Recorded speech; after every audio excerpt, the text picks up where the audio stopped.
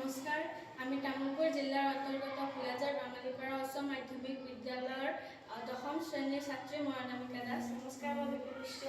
নমস্কাৰ, মই শ্ৰী ৰঞ্জিত চৰকাৰ। নমস্কাৰ, মই সমাজমঞ্চিত। বিকশিত ভাৰত বুলেটিন 2025-ৰ অন্তৰ্গত আমাৰ মূল বিষয়বস্তু হ'ল ভোকেল ফৰ লোকেল।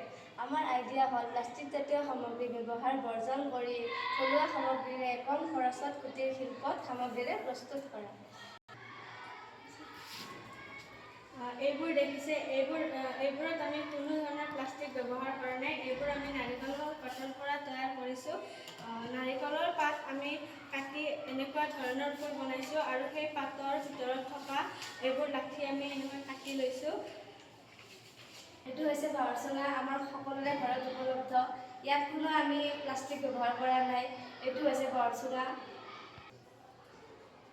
আমাৰ সময়ৰ নাটনি হোৱাৰ বাবে আমি ইয়াত কোনো কালাৰ কৰিব নোৱাৰিলোঁ। আপোনালোকে বিচাৰিলে ইয়াতে কালাৰ কৰিব পাৰিব। ইয়াত কালাৰ কৰিলে দেখাত ধুনীয়া হ'ব, ডিজাইনো কৰিব পাৰিব। আমি সময়ৰ নাটনি কম হোৱাৰ বাবে আমি এনেকৈ থ'লোঁ।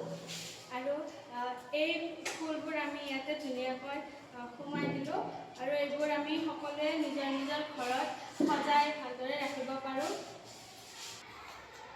আজিৰ দিনত দৈনন্দিন জীৱনত মানুহে বহুতো প্লাষ্টিক ব্যৱহাৰ কৰি আহিছে, যাৰ ফলত বহুতো পৰিমাণে পৰিৱেশ প্ৰদূষিত হৈছে।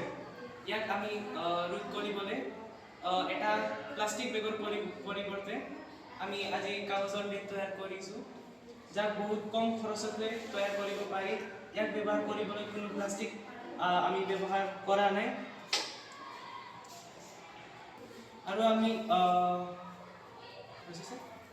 আৰু এই বেগখন আমি নিজে হাতেৰে তৈয়াৰ কৰিছোঁ, য'ত আমাৰ প্ৰতিভাও বিকাশ হৈছে। এইখিনি কাম আমি সকলোৱে মিলিজুলি কৰিছোঁ। আমাৰ সকলোৰে উদ্দেশ্য হৈছে এইটোৱে যে প্ৰদূষণমুক্ত ভাৰত গঢ়ি তোলা।